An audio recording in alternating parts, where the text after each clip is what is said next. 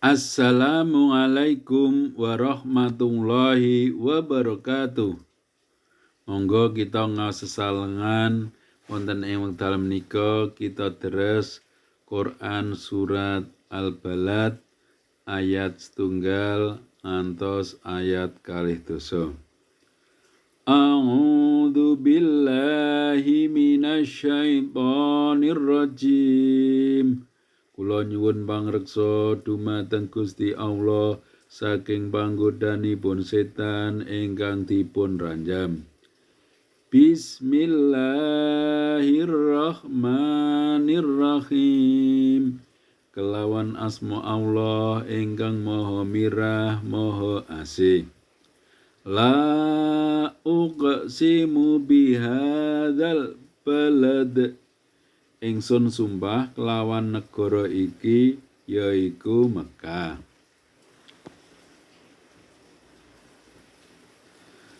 Wa anta khillum bihadzal balad. Lan sira Muhammad mapan ing negara Mekah iki. Wa walidin wa ma walad. Lan demi hubungan bapak lan anake.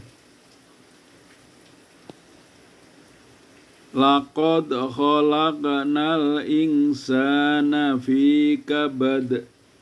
Yakti ingsun wus nitahake manungsa ana ing dalem susah payah. Ayah sabu allayaqdira alaihi ahad. Apa to manungsa iku ngira yen ora ana panguwasa kang nguasani marang dheweke? Yaqulu ahlaktu malal lubada. Dheweke ngucap, aku wis ngentekake bondo kang akeh.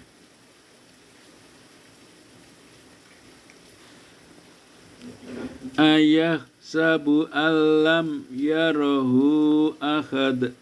Apa to dheweke ngira yen ora ana sawiji wae kang ndelengake?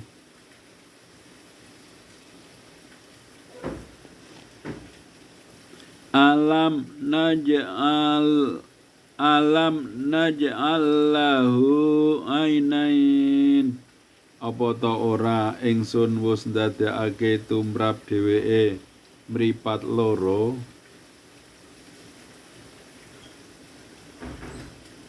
Walisanan wa syafatain. Lan lisan lan lambe sepasang. Lan lisan lan sepasang lambe. Wa hadainahun najdain. Lan ingsun wis nuduhake marang dheweke dalan loro, penggawe becik lan penggawe ala.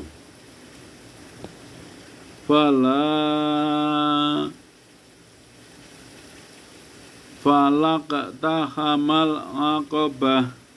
Ananging dheweke ora liwat dalan kang munggah lan angel. Wa ma adraka mal aqabah. Lan apa to sira mangerti apa to dalan kang munggah lan angel iku?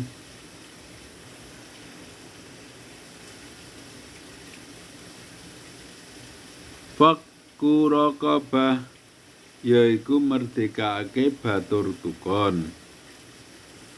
Au it'amun fi yaumin dzi masghabah. Utawa aweh pangan ana ing dina manungsa padha ngelih.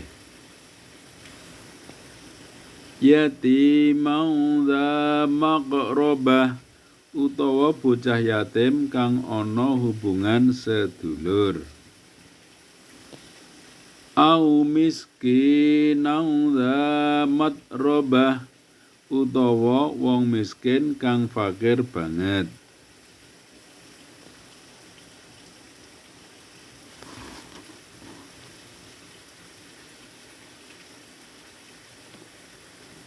Tsumma kana minal ladzina amanu banjur dheweke klebu wong-wong kang iman.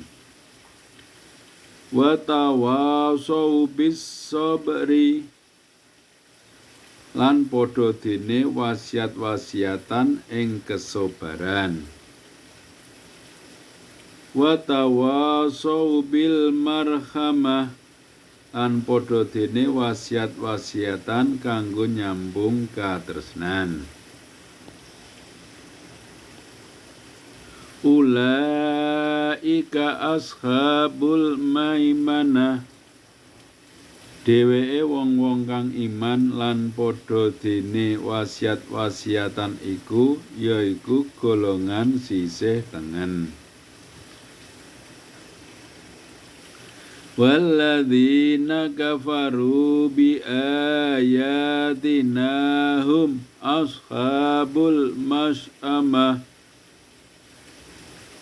lan wong-wong kang kafir marang ayat-ayat ingsun dheweke iku golongan sisih kiwa. Alaihim narum muqsadah dheweke ana ing dalem neraka kang ditutup rabat.